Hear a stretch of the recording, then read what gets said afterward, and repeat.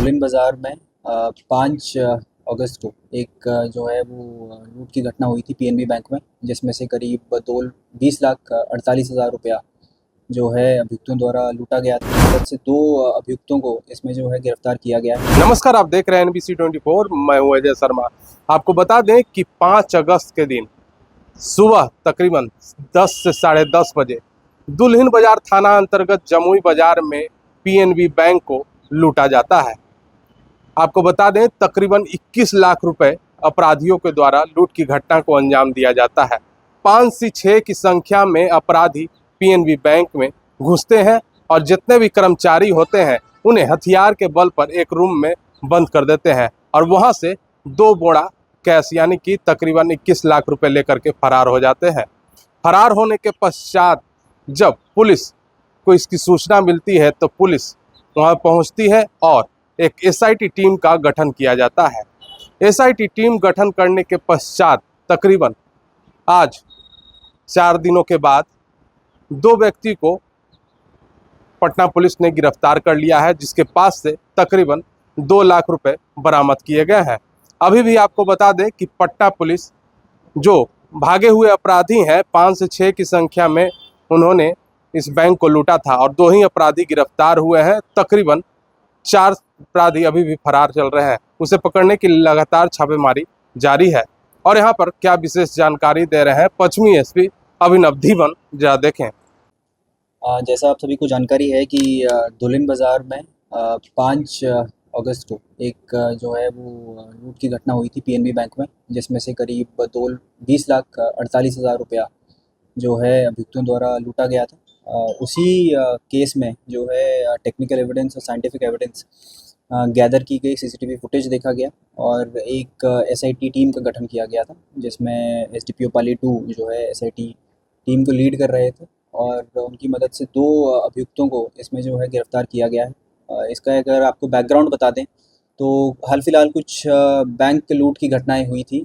सबसे पहले बीटा में 3 जून को उत्कर्ष स्मॉल फाइनेंस बैंक में एक घटना हुई थी। उसके उपरांत एक 15 जून को बीटा में ही देवकुली में एक्सिस बैंक में जो है वो लूट की घटना हुई थी। उसके उपरांत 21 जून को जो है धनरुआ में एक उत्कर्ष स्मॉल फाइनेंस बैंक है, वहाँ पे लूट की घटना हुई थी। उसके बाद शेखपुरा में 1 जुलाई को जो है वो एक्सिस बैंक में एक और लूट की घटना की गई थी और रिसेंट जो है दुल्हिन बाज़ार, जैसा आपको बताया, 5 अगस्त को ये लूट की घटना की गई थी। इन सभी जो लूट की घटनाएं हैं उसको एक साथ देखा गया, सारा एविडेंस को एक साथ एनालाइज किया गया, पाया गया कि एक ही गैंग है, क्योंकि जो सीसीटीवी फुटेज था उसमें एक जैसे ही लोग सब लग रहे थे और एक ही टीम जो है उसमें थोड़े बहुत मेंबर्स चेंज हो रहे थे। बेसिकली एक ही टीम द्वारा ये किया जा रहा था।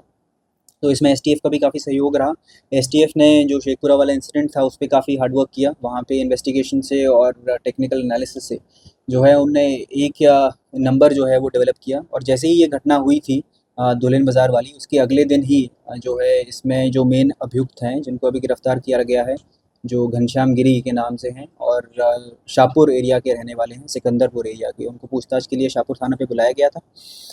पूछताछ के क्रम में उनसे जो जब उनको सीसीटीवी फुटेज दिखाया गया तो पाया गया कि उनने सीधा नकारा कि हम ये मामले के बारे में नहीं जानते हैं। उनने ये बताया कि वो एक ज़मीन के कारोबारी हैं जो शाहपुर थाने में और उसके आसपास के एरियाज़ में ज़मीन का लेन देन का काम करते हैं।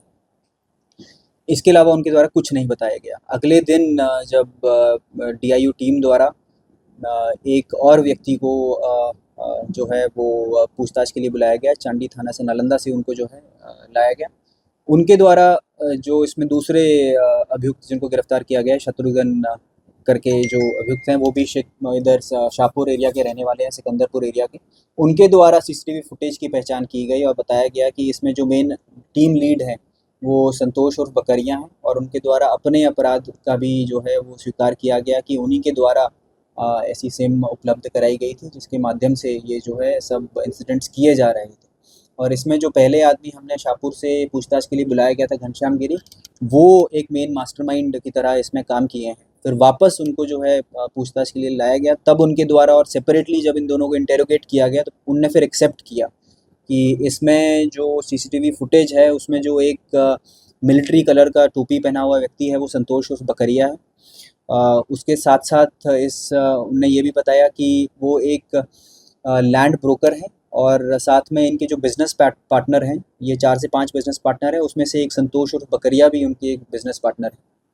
और घटना का कारण उन्होंने ये बताया कि जो वहाँ पे लेन-देन हुआ है बैंक उनके द्वारा ज़मीन का, उसमें काफ़ी सारे लोग उनको प्रेशराइज़ कर रहे थे पैसा देने के लिए। उनका जब फ़ोन देखा गया तो उसमें भी काफ़ी सारे हर दूसरी चैट पे यही जो है वो ज़िक्र किया गया था कि हमारा पैसा लौटाइए, नहीं तो ये होगा, वो होगा।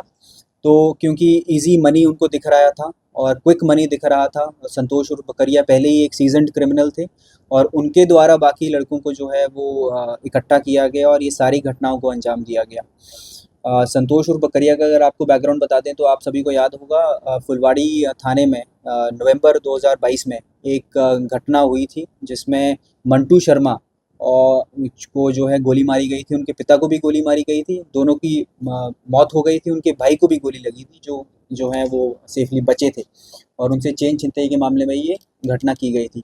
तो उसमें करीब 9 व्यक्ति जो हैं जेल भेजे गए थे, उसमें से जो मेन सन्नी राय थे नक्टा दियार के, उनको जेल भेजा गया था और उनके साथ में जो साथी थे संतोष और बकरिया, वो अभी तक फरार थे। तो ये काफ़ी सीज़न्ड क्रिमिनल रहे हैं। इसके अलावा इनके ऊपर आर्म्स एक्ट के 307 के अधिकतर मामले दर्ज किए गए हैं। इनको जब घनश्याम द्वारा अपनी टीम में लाया गया तो ये देखा गया कि हम ईज़िली बैंक लूट कर जो है ये सब घटनाएँ अंजाम देके काफ़ी सारा पैसा जो हम इकट्ठा कर सकते हैं। जब इनसे और पूछताछ की गई तब ये पता लगा कि नौबतपुर में टिलवा गाँव है, वहाँ पे संतोष बकरिया की जो है एक प्रेमिका भी रहती हैं। वहाँ पे जब रेड छापेमारी की गई तो उनके पास से हमें करीब 2 लाख रुपए जो हैं वो रिकवर किए गए हैं। साथ ही साथ ये जो घटना में यूज़ किया गया काला बैग है जो सीसीटीवी फुटेज में हमें दिखा है और साक्षियों ने भी पहचान की है, वो उनके घर से रिकवर किया गया। साथ में ये भी पहचान की गई कि जो घटनास्थल पे टोपी गिर गई थी, जो एक हरे रंग की टोपी है, वो भी संतोष उर्फ बकरिया की है। साथ में जो दूसरा इसमें अभियुक्त है शत्रुघ्न, जिसके माध्यम से सिम उपलब्ध की गई थी, उनके पास से जो है करीब 28,000 रुपया उपलब्ध।